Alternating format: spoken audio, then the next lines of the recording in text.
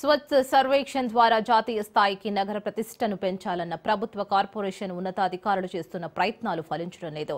విజయవాడ నగర పురపాలక సంస్థతో పాటు నగరంలో వేలాది మంది పారిశుద్ధ్య కార్మికులు పనిచేస్తున్నా వారితో సక్రమంగా పనిచేయించడంలో క్షేత్రస్థాయి ఇన్స్పెక్టర్లు సిబ్బంది విఫలమవుతున్నారు.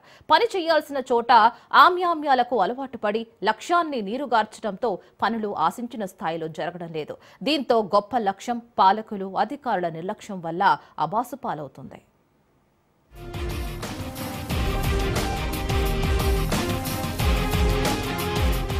స్వచ్ఛ సర్వేక్షణ్ ద్వారా నగర ప్రతిష్టను పెంచే బాధ్యత ప్రభుత్వం కార్పొరేషన్పై ఉంది. అయితే ఉన్నతాధికారుల అనాలోచిత నిర్ణయాల కారణంగా వారి ప్రయత్నం విఫలమవుతోంది. దీంతో 2021లో 3వ స్థానంలో నిలిచిన నగరాన్ని మొదటి స్థానానికి చేర్చాలన్న ఆశయం నెరవేరేలా కనిపించడం లేదు. నగరంలో వేలాది మంది పారిశుద్ధ కార్మికులు పనిచేస్తున్నా వారితో సక్రమంగా పని చేయించడంలో క్షేత్రస్థాయి అధికారులు విఫలమవుతున్నారు. కార్మికులతో పని చేయించడం కన్నా వారిచ్చే పైసలకే ప్రాధాన్యత ఇవ్వడంతో పారిశుద్ధ విధులు ఆశించిన స్థాయిలో జరగడం లేదు. క్షేత్రస్థాయిలో కొందరు కార్మికుల నుంచి నెలవారీ మామూలు దండుకుంటూ ఎఫ్ఆర్ఎస్ మస్టరు తీసిన వెంటనే వారిని ఇంటికి పంపిస్తున్నారనే ఆరోపణలు వినిపిస్తున్నాయి. దీనికి బదులుగా పారిశుద్ధ కార్మికులు సరిపోవడం లేదంటూ కౌన్సిల్లో చర్చ జరిగేలా చేస్తూ ప్రభుత్వాన్ని తప్పుదారి పట్టిస్తున్నారు.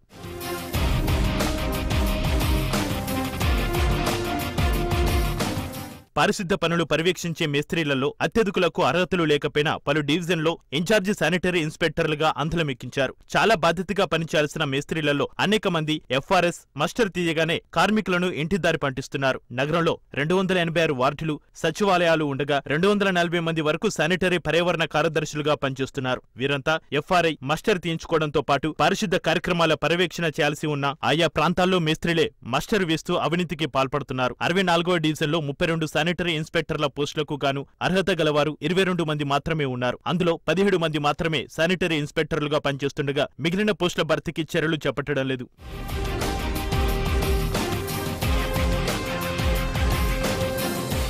ప్రజా ఆరోగ్య విభాగంలో పబ్లిక్ హెల్త్ పిహెచ్ వర్కర్లుగా పనిచేస్తున్న వారిలో అర్హత, సీనియారిటీ పేరిట పలువురికి మేస్త్రీలుగా పదోన్నతి కల్పించారు. అయితే సంబంధిత ఆర్డర్ ఇచ్చేందుకు కొందరు నుంచి 30,000 నుంచి 50,000 రూపాయల వరకు దండుకుంటున్నట్లుగా ఆరోపణలు ఉన్నాయి. ఒకరిద్దరు కానుకలు ఇవ్వలేదన్న సాకుతో ఇచ్చిన ఆర్డర్లను రద్దు చేశారు. ఇదేంటని అడిగితే బెదిరింపులకు పాల్పడినట్లుగా కూడా ఆరోపణలు ఉన్నాయి. ఎన్డీఏ కూటమి ప్రభుత్వమైనా ఇలాంటి వాటిపై ప్రక్షాళన చేసే దిశగా అడుగులు వేస్తే బాగుంటుందని పలువురు కోరుతున్నారు.